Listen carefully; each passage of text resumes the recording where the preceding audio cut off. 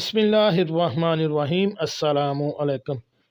دینی مسائل میں خوش آمدید کہتا ہوں۔ ہمارا آج کا ڈے ہے 137 اور مسئلہ یہ ہے کہ اسلام میں غیبت حرام ہے، مگر کیا کسی کا نام لیے بغیر کسی محفل میں اس کی بات چیت یا غیبت کر سکتے ہیں یا نہیں؟ چلیے ناظرین، چلتے ہیں اس سوال کے جواب کی جانب۔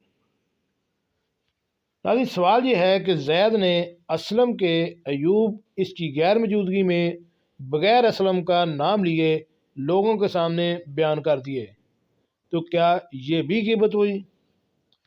تو ناظرین، اس سوال کا جواب یہ ہے کہ غیبت کا مطلب ہے کسی کی پیٹھ پیچھے اس کا ایسا تذکرہ کرنا جو اس کے سامنے کیا جائے تو اسے برا لگے۔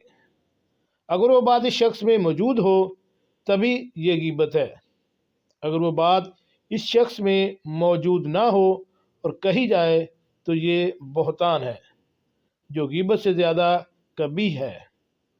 باقی غیبت کے نام لینا ضروری نہیں۔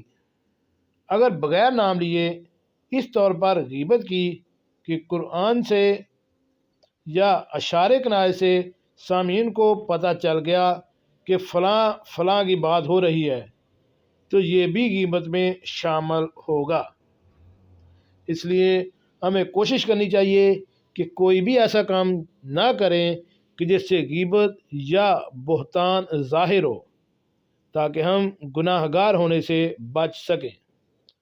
ناظرین، یہ فتویٰ کا نمبر بھی دیا گیا ہے اور آخر میں یہ فتویٰ جامعہ علوم اسلامیہ بنوری ٹاؤن سے علامہ محمد یوسف صاحب نے دیا ہے۔